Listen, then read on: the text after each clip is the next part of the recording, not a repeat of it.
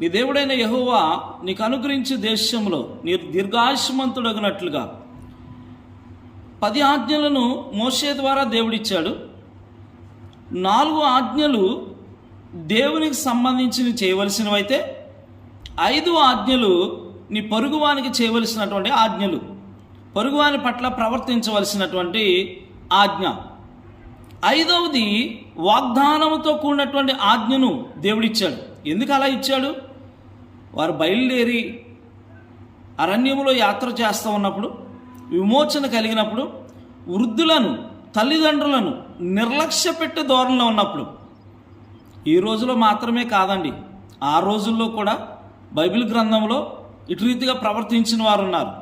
పెళ్ళి అయిన తర్వాత భార్య మాట విని తల్లిదండ్రులు నిర్లక్ష్య పెట్టేటువంటి పురుషులు ఉద్యోగం ఉన్నప్పటికీ, అన్నీ ఉన్నప్పటికీ, ఎవరి వలన ఈ స్థితిలోకి నువ్వు వచ్చావో, ఎవరి కష్టం వలన ఈ స్థితిలో నువ్వు బ్రతుకుతున్నావో, ఎవరి కష్టం వలన నీ కుటుంబాన్ని ఒక కుటుంబంగా నువ్వు ఎంచుకుని నీ భార్యను బిడ్డను పోషించుకుంటున్నావో వాడిని మర్చిపోయావు.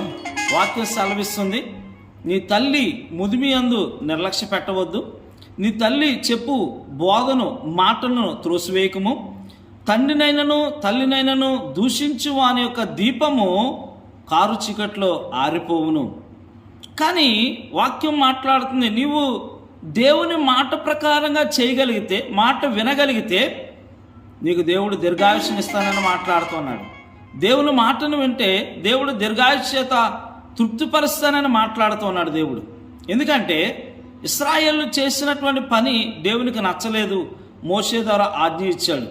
మనకు మాదిరి మన రక్షకుడైన యేసు ప్రభు కూడా మాట్లాడుతూ ఉన్నాడు కదా, అమ్మా ఇదిగో నీ కుమారుడని శిలువ మీద ఉండి, గాయాల చేత ఉండి, దెబ్బల చేత ఉండి, తన బాధ్యతను మరవకుండా తన తల్లి బాధ్యతను వేరొక శిష్యునికి ఆయన అప్పచెప్తూ ఉన్నాడు. నా సహోదరుడా, నువ్వేమి విత్తుతావో అదే కోస్తావు. ఈరోజు నీ తల్లిదండ్రులు నువ్వు పట్టించుకుంటే, నీ తల్లిదండ్రులను సన్మానించమంటే అది ఏదో సాల్వా తెచ్చి, పువ్వులు తెచ్చి, పండ్లు తెచ్చి నీ తల్లిదండ్రులు చుట్టూ పెట్టమని కాదు, వారి మాట విని వారికి పట్టిన అన్నం పెట్టమని, వారి బాగుబోగులు చూసుకోమని, ఏదో ఒక రోజుతో అయిపోయేది కాదు. ఈరోజు నువ్వు మంచిగా నీ తల్లిదండ్రులు చేస్తే రేపు నీ బిడ్డలు నీకు చేస్తారు. ఎందుకంటే నువ్వేది విత్తుతావో అదే కోస్తావు. నేటి దినాల్లో చనిపోయిన తర్వాత అనేక మంది పండ్లు తెచ్చి ఆ చుట్టూ పెట్టి, నేటి దినాల్లో అనేక మంది గొప్ప గొప్ప విందులు చేసి భోజనాలు పెట్టి, నీ తండ్రి అయినను నీ తల్లి అయినను చనిపోయిన తర్వాత దాన్ని తినగలుగుతారా? కాబట్టి బ్రతుకుండగానే తల్లిని తండ్రిని సంతోషపెట్టి వారు ఉండాలని, దేవుడిచ్చిన వాగ్దానం మీ జీవితంలో నెరవేరాలని దేవుడు దీవించును గాక.